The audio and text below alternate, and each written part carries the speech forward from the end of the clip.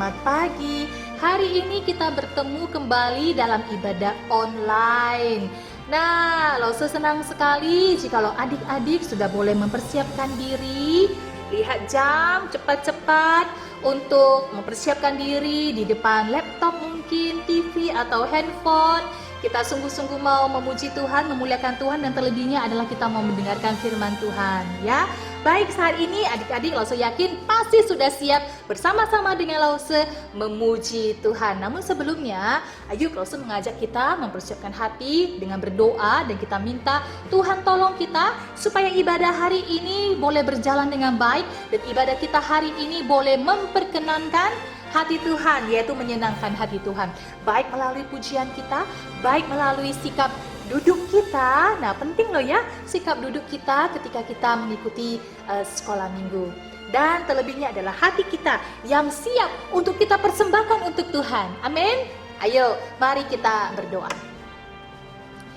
Bapa di surga, terima kasih untuk kasih dan anugerah-Mu kepada kami. Kami sangat bersyukur karena kami boleh bangun dari tempat tidur kami, mata kami terbuka, dan kami boleh menghirup udara yang segar. Dan kami bersyukur kami juga boleh melihat keluarga kami bersama-sama dengan kami hari ini. Tuhan, kami mohonkan pimpinan-Mu. Hari ini kami mau ibadah online bersama-sama. Kami mau datang memuji, memuliakan nama Tuhan. Dan terlebih lagi hati kami mau ditaburi oleh kebenaran firman Tuhan. Dan Tuhan tolong kami supaya ibadah kami hari ini boleh menyenangkan hati Tuhan. Dan Tuhan suka dengan setiap pujian kami. Tuhan suka melihat sikap kami dan hati kami yang sungguh menghadap Engkau. Terima kasih. Di dalam nama Tuhan Yesus kami berdoa. Amin. Mari adik-adik semua kita memulai dengan menyanyikan lagu Selamat Pagi Bapa, Selamat Pagi Yesus, Selamat Pagi Roh Kudus. Kita bersyukur untuk semua anugerah Tuhan di dalam hidup kita.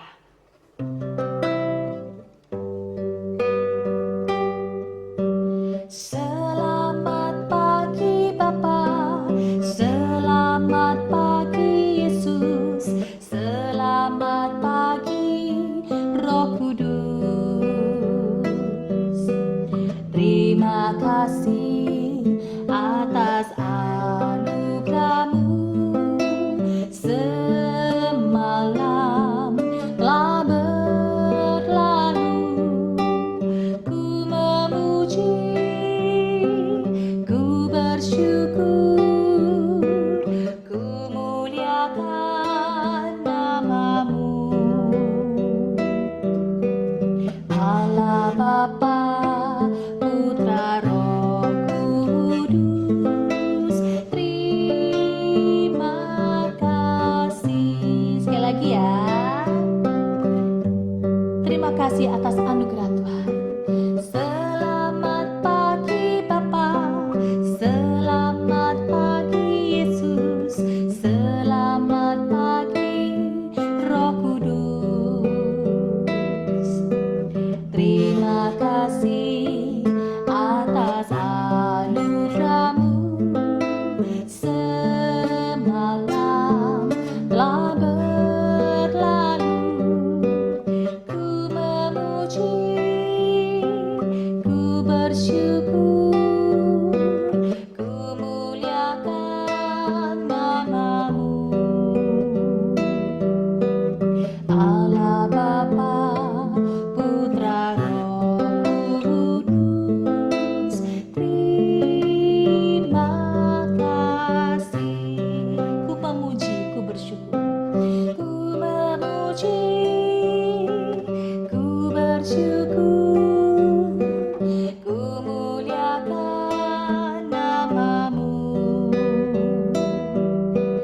Allah Bapa, Putra, Roh Kudus, terima kasih.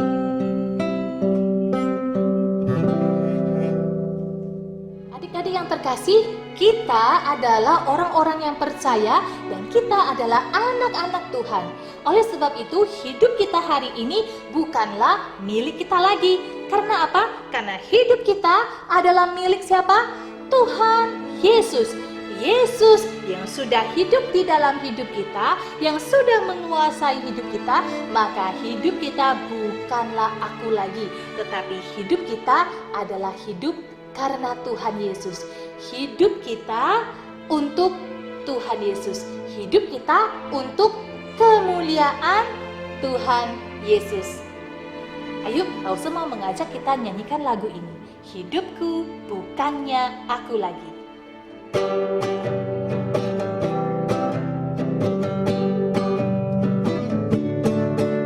Hidupku bukannya aku lagi, tapi Yesus dalamku. Hidupku bukannya aku lagi, tapi Yesus dalamku. Anak-anak, pernah dengar lagu ini? Oke, kalau belum pernah dengar, ayo kita belajar sama-sama ya. Hidupku bukannya aku lagi. Hidupku bukannya aku lagi, tapi Yesus dalamku. Hidupku bukannya aku lagi, tapi Yesus dalamku. Yesus hidup, Yesus hidup dalamku. Hidupku bukannya aku lagi, tapi Yesus dalamku. Hidupku bukannya aku lagi, tapi Yesus dalamku. Hidupku bukannya aku lagi, tapi Yesus dalamku.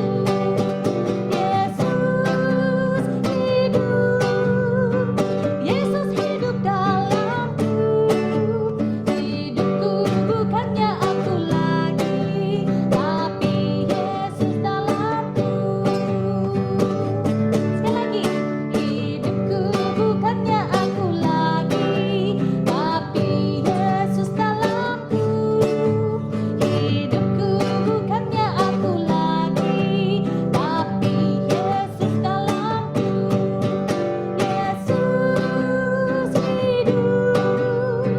Yesus hidup dalamku. Hidupku bukannya aku lagi, tapi Yesus dalamku.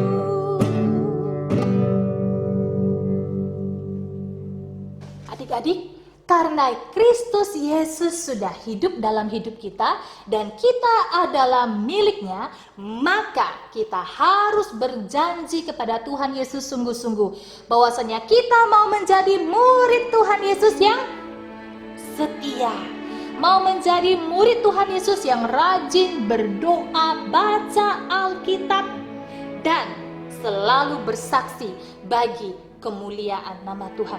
Bersaksi tentang siapa Yesus, bersaksi tentang kasih Yesus yang sudah kamu alami kepada orang-orang keluarga yang belum percaya kepada Tuhan Yesus. Nah, ketika kita sudah berjanji mau hidup sungguh-sungguh di dalam Tuhan, ada godaan nggak? Masih ada godaan nggak? Masih ada godaan. Godaan dari siapa? Iblis. Oleh sebab itu, ketika ada iblis yang menggoda kita mau melakukan dosa, kita say no, kita menolak. Akal iblis kita tolak. Namun kita mau melakukan firman Tuhan, hidup seturut dengan kebenaran firman Tuhan, mulai sekarang sampai selama-lamanya. Tetap setia, pantang mundur. Yuk kita nyanyikan lagu ini. Mungkin ini masih lagu baru buat kita, namun ayo mari kita belajar bersama-sama menyanyikan lagu ini. Tuhan Yesus, aku berjanji.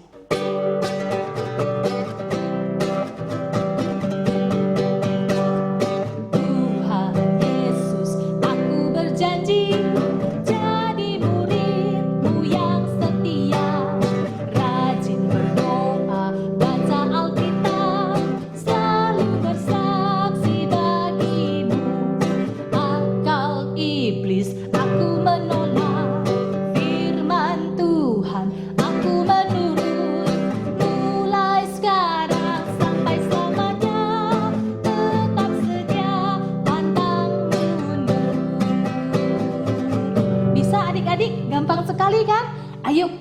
menjadi komitmen kita, janji kita kepada Tuhan Yesus. Kita mau berjanji untuk setia sampai selamanya.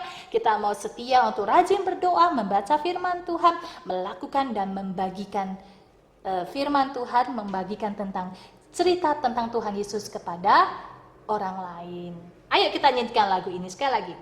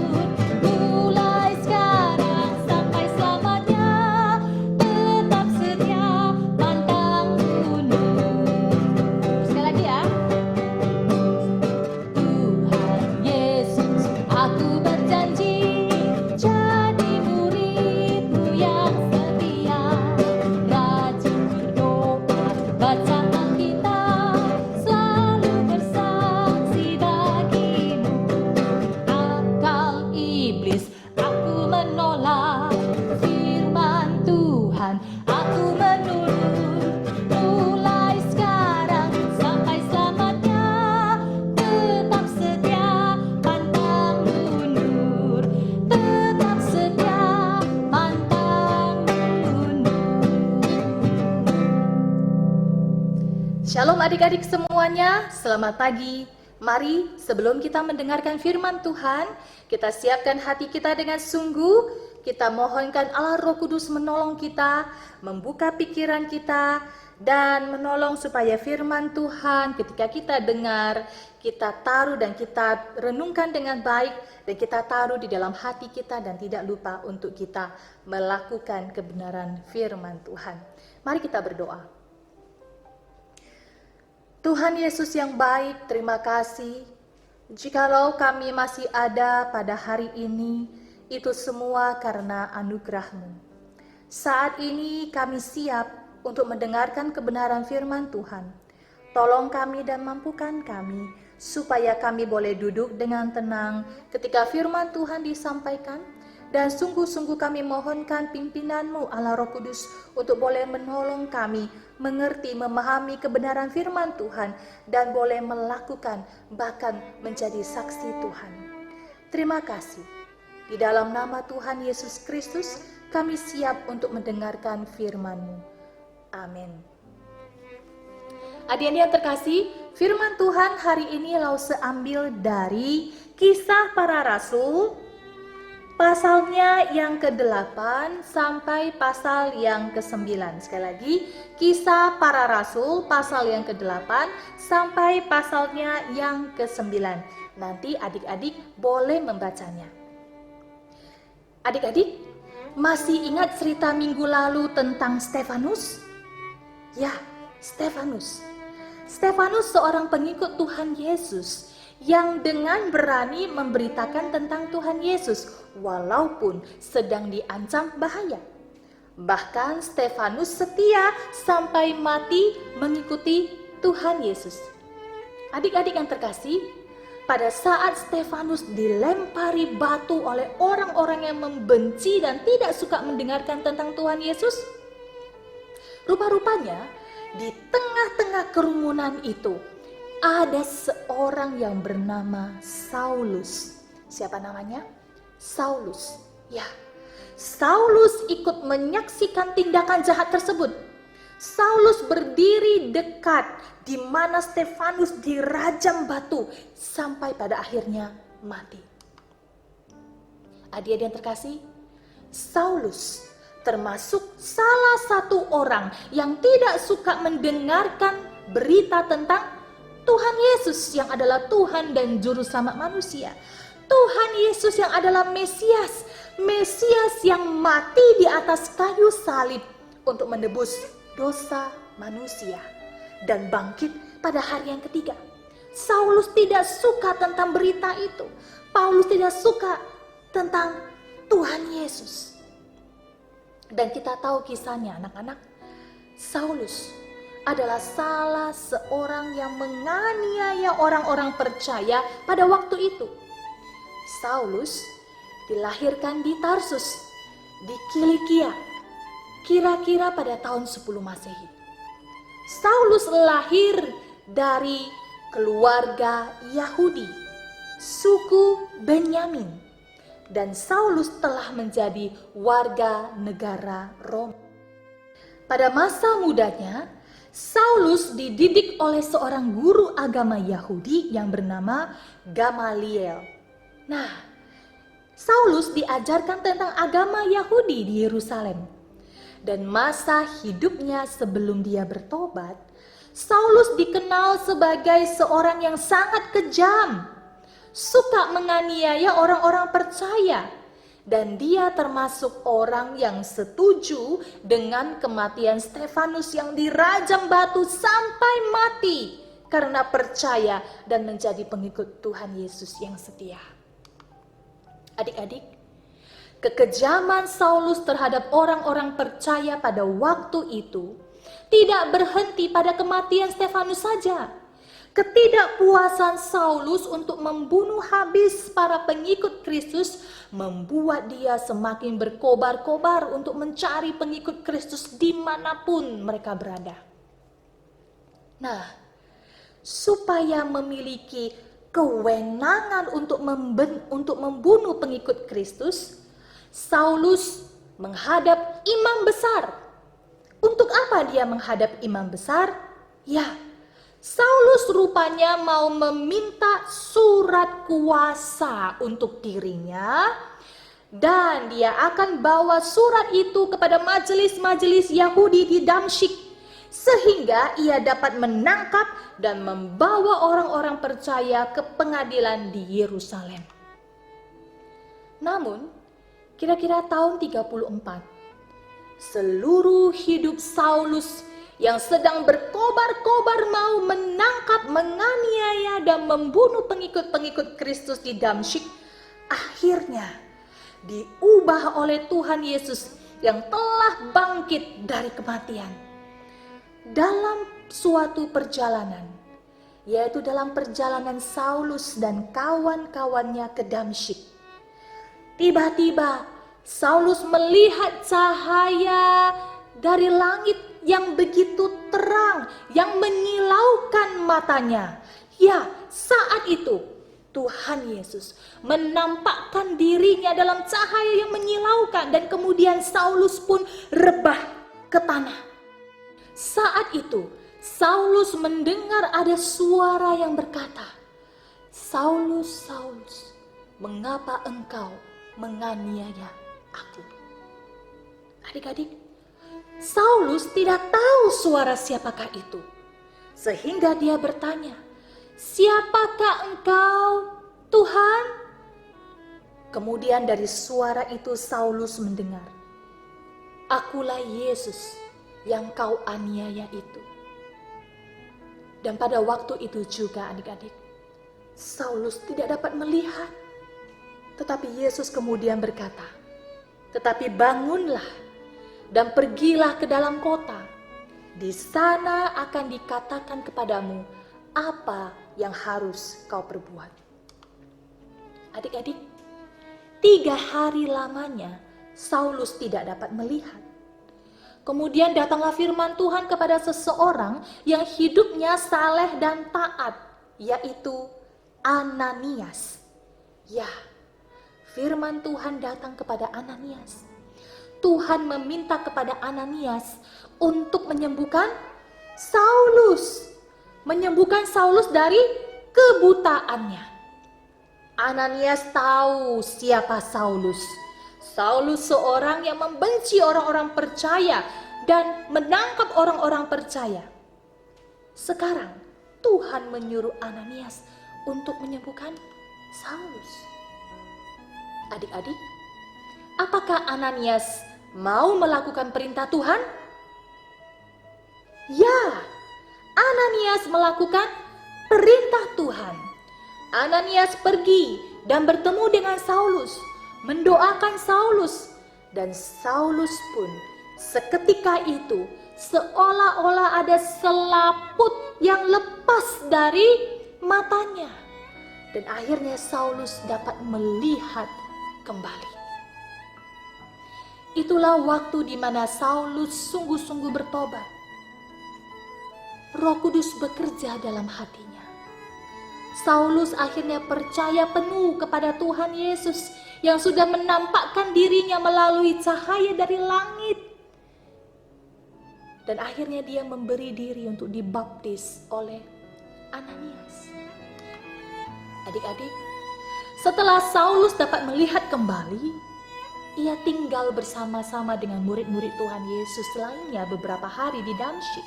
Mulai saat itulah, Saulus memulai pelayanannya untuk mewartakan dan menceritakan tentang Tuhan Yesus yang hidup.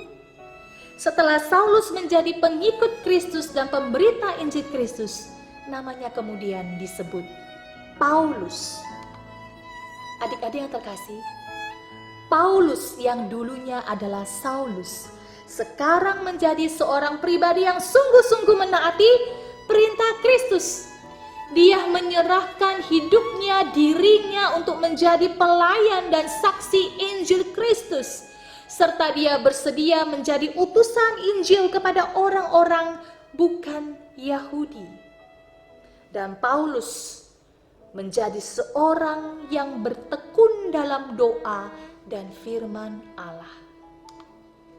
Adik-adik, pertobatan dan keselamatan Paulus bukan saja berarti dia melayani Tuhan Yesus dan menyampaikan Injil Kristus. Namun pertobatan Paulus juga suatu panggilan untuk dia menderita bagi Kristus. Sejak awal, Paulus diberitahukan bahwa dia harus mengalami banyak penderitaan demi Kristus. Kita tahu dan kita baca di kisah para rasul, kisah-kisahnya Rasul Paulus, di mana dia banyak menderita, dipenjara, dianiaya karena Injil Kristus. Adik-adik yang terkasih, penyerahan diri Paulus juga berarti dia siap menerima berbagai resiko karena imannya kepada Tuhan Yesus. Sebuah pertobatan seharusnya berarti juga berani menempatkan diri dalam keadaan yang tidak nyaman karena harus siap melawan berbagai keinginan daging yang menggoda. Adik yang terkasih, hari ini kita yang mau menjadi pengikut Kristus berarti kita harus berhenti melakukan hal-hal yang buruk yang tidak menyenangkan hati Tuhan dan berani berjanji untuk tidak akan lagi melakukan hal-hal yang buruk yang akan selalu menggoda diri kita. Adik-adik, ini merupakan sebuah pertobatan yang sempurna, sebagaimana Saulus bertobat dan berbalik kepada Tuhan Yesus, walaupun ia tahu bahwa ia akan menderita karena nama Yesus. Adik-adik yang terkasih, apakah kita mau belajar untuk sungguh-sungguh menjadi pengikut Kristus, meninggalkan segala hal-hal buruk di dalam hidup kita, dan hidup sungguh di dalam Tuhan dan menjadi pengikut Kristus yang setia sampai akhir hidup kita? Kiranya Allah Roh Kudus menolong kita dan memampukan kita melakukan kebenaran firman Tuhan. Amin. Mari kita berdoa. Terima kasih Tuhan Yesus untuk kebenaran firman Tuhan hari ini. Tolong kami bukan hanya membaca, mendengar, mengerti, taruh dalam hati kami, melakukan firman Tuhan, namun juga tolong kami supaya kami mau memberitakan firman Tuhan kepada orang lain. Terima kasih Tuhan Yesus, kami mau hidup tekun di dalam Tuhan, tekun dalam doa, dan tekun untuk hidup di dalam kebenaran firman Tuhan. Dalam nama Tuhan Yesus kami berdoa. Amin. Puji Tuhan, kita sudah mendengarkan firman Tuhan. Kita bersyukur karena hari ini kita masih diberikan kesempatan untuk mendengarkan firman Tuhan walaupun secara online. Saat ini kita memberikan persembahan. Adik-adik boleh menyimpannya terlebih dahulu atau titip kepada papa atau mama. Nanti setelah ibadah sekolah minggu sudah boleh berjalan dengan normal, adik-adik boleh membawa persembahan itu dan berikan kepada Tuhan. Mari mempersiapkan hati memberikan persembahan. Adik-adik, demikianlah ibadah sekolah minggu kita. Hari ini Lause mau mengingatkan 5M. Bagaimana kita melakukan firman Tuhan? 5M. Yang pertama adalah mendengarkan firman Tuhan. Tadi kita sudah mendengarkan firman Tuhan. M yang kedua, membaca. Tadi Lause bilang, ayo buka Kisah Para Rasul pasal yang ke-8 sampai pasal yang ke-9. Adik-adik boleh membacanya. Yang pertama, mendengarkan, kemudian membacanya. Setelah membaca, kita mengerti. Allah Roh Kudus menolong kita mengerti dan memahami firman Tuhan.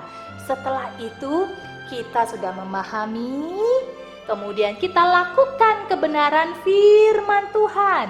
Yang keempat, 4M. Yang pertama apa? Mendengar, membaca, mengerti atau memahami, dan melakukan kebenaran firman Tuhan. M yang kelima apa? Yaitu memberitakan kebenaran firman Tuhan. Beritakan, ceritakan, wartakan tentang siapa Tuhan Yesus kepada orang-orang yang belum mengenal akan Tuhan Yesus. Baik, sebelum kita menutup ibadah online kita pada hari ini, Lause mau mengajak kita menyanyikan sebuah lagu. Mengikut Tuhan Yesus adalah keputusan. Apakah papa mama bisa mewakili kalian? Tidak bisa. Mengikut Tuhan Yesus, keputusan kami. Mari kita nyanyikan dengan sungguh. Mengikut Yesus, keputusanku. Mengikut Yesus, keputusanku. Mengikut Yesus, keputusanku. Ku tak ingkar, ku tak ingkar. Mengikut Yesus, keputusanku. Mengikut Yesus, keputusanku. Mengikut Yesus, keputusanku. Ku tak ingkar, ku tak ingkar. Sampai jumpa minggu depan. Tuhan Yesus memberkati.